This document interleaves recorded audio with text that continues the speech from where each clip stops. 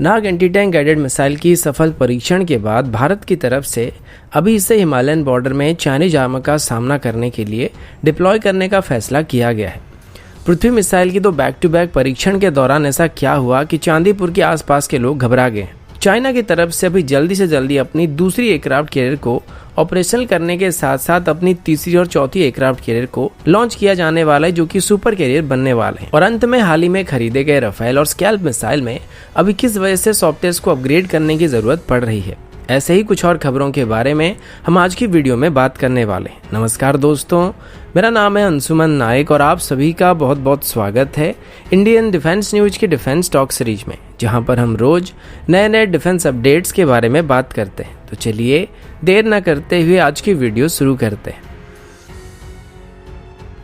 आज की पहली अपडेट इंडियन एयरफोर्स की राफेल एयरक्राफ्ट को लेकर है। हिंदुस्तान टाइम्स की रिपोर्ट के मुताबिक इंडियन एयरफोर्स के राफेल्स की सॉफ्टवेयर में अभी कुछ बदलाव करने का फैसला किया गया है और ये जो चेंज अभी होने वाली है मेनली राफेल की स्कैल्प मिसाइल की फायरिंग मैकेनिज्म के साथ होने वाली है। इंडियन एयरफोर्स की तरफ से इन स्कैल्प मिसाइल को खरीदा गया था, वो लगभग 300 किलोमीटर तक मार कर सकते हैं और अपने साथ 450 केजी के आसपास की वॉरेट को कैरी कर सकते हैं। लेकिन अभी इसको जिस तरीके से कैलिब्रेट किया गया उस हिसाब से ये सी लेवल से 2000 मीटर तक की हाइट में मौजूद टारगेट के साथ एंगेज हो सकता है। पर अगर भारत की बात करें तो हमारे दोनों ही दुश्मन, चाहे वो पाकिस्तान हो या फिर चाइना हो, इन दोनों के साथ हमारे जो भी पंगे रहते हैं वो 2000 मीटर से ज़्यादा ऊंचाई में है। अब ऐसे में अगर हमें तिब्बत में या पाकिस्तान ऑक्यूपाइड कश्मीर में कहीं पर भी स्ट्राइक करना होगा तो उसके लिए अभी स्कैल्प मिसाइल को सी लेवल से कम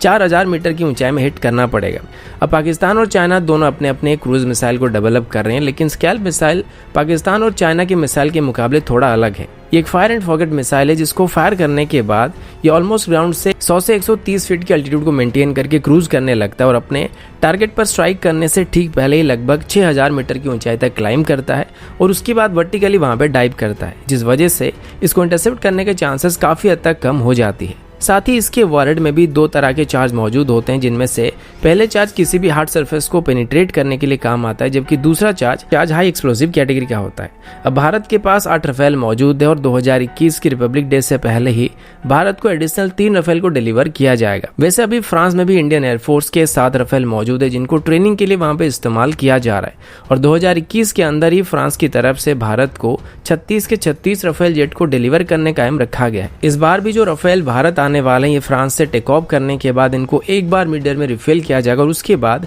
ये सीधे आके अंबाला एयरबेस में लैंड करने वाले हैं। अगला update anti tank guided missile को लेके। जब से लद्दाख में भारत और चाइना के बीच फेस ऑफ हुआ है तब से भारत की तरफ से कई मिसाइल की टेस्ट किया जा चुका है। अभी तो लाइन ऑफ एक्चुअल कंट्रोल में भारत और चाइना दोनों ही तरफ से टैंक्स और आर्मर्ड व्हीकल को डिप्लॉय करके रखा गया है। भारत की तरफ से लाइन ऑफ एक्चुअल कंट्रोल में अपनी T-72 और T-90 टैंक्स को तैनात किया गया है, जबकि चाइना की तरफ से अपनी टाइप 15 टैंक को वहां पर डिप्लॉय किया गया है और कई जगहों में इन दोनों ही आर्मर्ड यूनिट के बीच जो डिस्टेंस है वो 400 मीटर से भी कम है। ऐसे में अगर भारत और चाइना के बीच आर्मर्ड कॉन्फ्लिक्ट होता है तो ऐसे सिचुएशन में एंटी टैंक गाइडेड मिसाइल एक मेजर रोल प्ले करने वाले हैं। पिछले महीने पोखरण में नाग मिसाइल के टेस्ट को किया गया था और टेस्ट के दौरान नाग मिसाइल ने अपने टारगेट को बेहतरीन एक्यूरेसी के साथ हिट किया था और इस टेस्ट के जो रिजल्ट आए थे वो काफी बेहतरीन थे। 1997 में और 2000 में जब नाग मिसाइल का एक सफल परीक्षण किया गया था तो उसके बाद से नाग मिसाइल में DRDO की तरफ से काफी सारे मॉडिफिकेशन किए जा चुके हैं और अभी ये किसी भी तरह के वेदर कंडीशन में इस्तेमाल किया जा सकता है। पिछली बार जब इसको पोखरण में फायरिंग किया गया था तो ये उसका फाइनल ट्रायल था, जिसके बाद अभी भारत की तरफ से इसको ऑपरेशनल रोल में डिप्लॉय करने का फैसला किया जा चुका है। अभी ये बताया गया कि भारत की तरफ से अभी नाग मिसाइल को हिमालयन बॉर्डर में भेजा जाने वाला है। वैसे 2018 से ही भारत की तरफ से 25 नाग मिसाइल कैरियर और 300 मिसाइल के लिए ऑर्डर को प्लेस किया गया था। अब नाग मिसाइल कैरियर या नमिका व्हीकल की बात करें तो ये एक बार में 6 मिसाइल को कैरी कर सकता है और इनको 20 सेकंड के अंदर फायर कर सकता है। और सबसे बड़ी बात यह कि मिसाइल दुश्मन के टैंक्स की नॉर्मल स्टील आर्मर के साथ साथ कंपोजिट रिएक्टिव आर्मर को भी डिफीट कर सकता है। अब लद्दाख में इनको लेने का मतलब ये भी है कि भारत जरूरत पड़ने पर इनका इस्तेमाल चाइना के टैंक के खिलाफ कर सकता है और वैसे भी चाइना के लाइट टैंक्स इसके सामने नहीं टिकने वाले हैं। अगला अपडेट रशिया की तरफ से है। कुछ दिन पहले मैंने आप सभी को बताया था कि रशिया की रोस्टेक कॉर्पोरेशन के सीईओ ने बताया था कि रशिया अभी एक single engine 5th generation aircraft को बनाने की कोशिश कर रहा है, जो कि एक cost effective stealth fighter jet होने वाली है और इसे रशिया मेनली एक्सपोर्ट मार्केट को नजर में रखकर डेवलप करने वाला है। और ये एयरक्राफ्ट भी रशिया की मिग सीरीज के एयरक्राफ्ट को बेस्ड करके होने वाली है, जो कि आगे चल के उसकी डोमेस्टिक रिक्वायरमेंट को भी पूरा करने वाला है। इस प्रोग्राम में यूएई की तरफ से भी रशिया के साथ मिलकर इसको डेवलप करने का फैसला किया गया और ये एयरक्राफ्ट बस 10 साल के अंदर रशिया डेवलप करने की उम्मीद कर रहा है। इसके अलावा आज रशिया की तरफ से एक और अपडेट बताया गया था, जहां पर यह बताया गया है कि रशिया अभी अपनी पुरानी मिग 31 एयरक्राफ्ट को बीएम स्टैंडर्ड में अपग्रेड करने वाला है। ये एयरक्राफ्ट भले ही काफी पुराने हो चुके हैं, लेकिन ये एयरक्राफ्ट आज के जनरेशन की सभी एयरक्राफ्ट को पीछे छोड़ सकते हैं। ये लगभग 26,000 मीटर की ऊंचाई में 3200 किलोमीटर प्रति घंटे की रफ्तार में उड़ान भर सकते हैं और आज के दौर की कोई भी एयरक्राफ्ट इनको मैच नहीं कर सकता है। यहाँ तक कि इतनी ऊंचाई तक मिसाइल भी आसानी से नहीं पहुंच सकते, जिस वजह से इनको इंटरसेप्ट कर पाना काफी मुश्किल काम है। इसी वजह से रशिया की तरफ से अभी इनमें मॉडर्न एवियोनिक्स को इंस्टॉल करने का फैसला किया गया है, जिसके बाद ये लगभग 6 टारगेट के साथ एक ही बार में एंगेज हो सकते हैं। साथ ही इनकी रेंज को भी 4000 किलोमीटर तक इंक्रीज करने का फैसला किया गया है, जिसके बाद ये लॉन्ग रेंज की मिशन को आसानी से कर सकेगा। इसमें रशिया अभी अपनी किंजल हाइपरसोनिक मिसाइल को भी इंटीग्रेट करना चाहता है, जो कि इसे और भी खतरनाक बनाने वाला है। ये लगभग नियर स्पेस कैपेबल एयरक्राफ्ट है, जिसको बेस करके रशिया अपनी मिग 41 एयरक्राफ्ट को बनाने की कोशिश कर रहा है, जो कि 6th जनरेशन एयरक्राफ्ट होने वाला है। लेकिन ये कब तक ऑपरेशन होने वाला है, इसको लेके कोई भी डिटेल जानकारी कहीं पर भी नहीं मिल रही है। अगला अपडेट पृथ्वी मिसाइल की टेस्टिंग को लेके, जैसे कि कल मैंने आप सभी को बताया था कि कल रात को भारत की तरफ से पृथ्वी 2 मिसाइल की 2 बैक टू बैक परीक्षण करने का प्लान किया गया था। अब मीडिया रिपोर्ट के मुताबिक दोनों ही मिसाइल की टेस्टिंग वहां पे सफल रहे थे, लेकिन हमारे रीजनल टीवी रिपोर्ट के मुताबिक कल रात को जो टेस्टिंग किया गया था उसमें कुछ ना कुछ अनयूजुअल एक्टिविटी देखा गया था, क्योंकि चांदीपुर की टेस्टिंग रेंज के करीब रहने वाले एक गांव में मिसाइल के कुछ अवशेष आके गिर गए थे और ये इम्पैक्ट इतना ज्यादा हुआ था कि वहां पर लगभग 8 फीट लंबा गड्ढा हो गया था। अब अभी तक जितने भी बार मिसाइल की टेस्टिंग की गई थी कभी भी ऐसा नहीं हुआ था, जिस वजह से लुनापाई गांव के लोग वहां पे थोड़े घबरा गए थे। अब इसके बारे में अभी तक डीआरडीओ की तरफ से कोई ऑफिशियल स्टेटमेंट नहीं दिया गया था कि जो मिसाइल की पार्ट आके जयदेव कस्बा के अंदर मौजूद लुनापाई गांव में गिरा था ये क्या था, या फिर जो मिसाइल की टेस्टिंग किया गया था वो सफल हुआ था या फिर फेल हुआ था। हमारी एक सब्सक्राइबर जिनके घर के पास ये सब आके गिरा था, उन्होंने आज सुबह मुझे मैसेज किया था और ये जो इमेजेस आप सब देख रहे हैं सब उन्हीं ने भेजा है। उनका नाम श्रीनिवास पंडा है और उनके मुताबिक उन्होंने मिसाइल की लॉन्च होते हुए देखा था और जब टेस्टिंग हुआ था तब एक मिसाइल की ट्रायल पूरी तरीके से ठीक ठाक था, लेकिन एक मिसाइल अपने रेगुलर पाथ को फॉलो नहीं कर रहा था और थोड़ा भटक गया था। फिर भी जब तक डीआरडीओ की तरफ से ऑफिशियल ये बताया नहीं जाता है कि ट्रायल सक्सेस हुआ था या फिर फेल हुआ था, तब तक ये बताना मुश्किल है कि ट्रायल के दौरान असल में क्या हुआ था और जो अवशेष वहां पे गाँव से मिले वो सब क्या चीज था।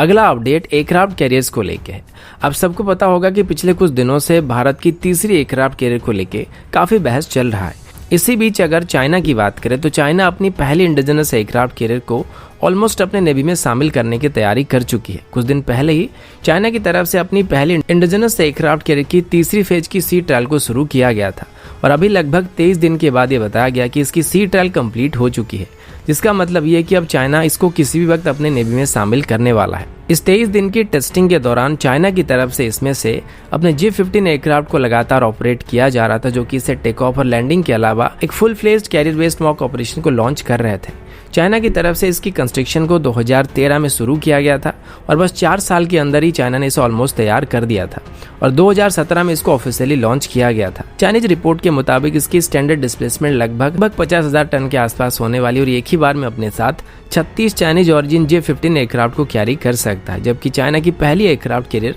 लियाओनिंग की बात करें तो ये बस अपने साथ 24 एयरक्राफ्ट को ही कैरी कर सकता है और साथ ही सांगडोंग में लियाओनिंग के मुकाबले एक बेहतर टाइप 346 AESA रडार को भी इंस्टॉल किया गया है। भारत की बात करें तो हमारी पहली इंडिजिनस एयरक्राफ्ट कैरियर की सी ट्रायल को अगले साल की जनवरी से ही शुरू किया जाएगा और तीसरी एयरक्राफ्ट कैरियर को बनाने के लिए फिलहाल डिस्कशन किया जा रहा है, लेकिन चाइना अभी 2021 में अपनी पहली इंडिजिनस एयरक्राफ्ट कैरियर सांगडोंग को अपनी नेवी में शामिल करने वाला है और कुल मिलाकर चाइना के पास अभी 2 एयरक्राफ्ट कैरियर होने वाले हैं। ऐसे में 2025 तक चाइना 2 और एयरक्राफ्ट कैरियर को भी लॉन्च करने वाला है, जो कि ऑलमोस्ट एक सुपर कैरियर बनने वाले हैं और ये चाइना के वर्तमान के एयरक्राफ्ट कैरियर की डिजाइन से एकदम अलग होने वाले हैं। ग्लोबल टाइम की रिपोर्ट के मुताबिक आगे चल के चाइना इसी स्टैंडर्ड की कम से कम 10 एयरक्राफ्ट कैरियर को अपने नेवी में शामिल करना चाहता और चाइना की तरफ से 2025 तक अपने नेवी में 10 एयरक्राफ्ट कैरियर को इंडक्ट करने का प्लान किया गया है, जिसमें से 8 से 9 सुपर कैरियर होने वाले हैं। एक और संदेह ये भी किया जाता है कि चाइना की नेवी में 2 एयरक्राफ्ट कैरियर और शामिल होने के बाद वो अपनी पहली एयरक्राफ्ट कैरियर लियाओनिंग को पाकिस्तान को भी दे सकता है, लेकिन ये बात अभी तक क्लियर नहीं हुआ है। अगला अपडेट इसरो की तरफ से है। आप सभी को पहले से ही पता होगा कि इसरो की तरफ से आज अपनी CMS-01 कम्युनिकेशन सैटेलाइट को लॉन्च करने का प्लान किया गया था और शेड्यूल के मुताबिक आज इसको इसरो की तरफ से सफलता के साथ अपनी PSLV रॉकेट की मदद से लॉन्च कर दिया गया है। इसे आज इसरो की PSLV C-50 की मदद से श्रीहरिकोटा के सेकेंड लॉन्च पैड से लॉन्च किया गया था और लगभग 20 मिनट की फ्लाइट के बाद PSLV C-50 ने CMS-01 सैटेलाइट को ऑर्बिट में प्लेस कर दिया था। यह हमारा 42nd कम्युनिकेशन सैटेलाइट होने वाला है, जो कि पूरे इंडियन मेनलैंड के साथ साथ अंडमान निकोबार और लक्षद्वीप तक अपनी सर्विस प्रोवाइड कर सकता है। वैसे इसरो की तरफ से इस साल के अंदर 24 लॉन्चेस को करने का प्लान किया गया था, लेकिन चाइनीज रायते की फैलने की वजह से इसरो के सभी प्रोजेक्ट पीछे पड़ गए थे और जहां पर हर महीने के अंदर 2 लॉन्च करने का प्लान किया गया था, वहां पर साल भर में बस 2 ही लॉन्च को करना पॉसिबल हो पाया, जो कि इस साल की आखिरी लॉन्च भी होने वाली है। तो दोस्तों अभी के लिए इतना ही, मिलता हूं आपसे अगले वीडियो में, तब तक के लिए जय हिंद, वंदे मातरम।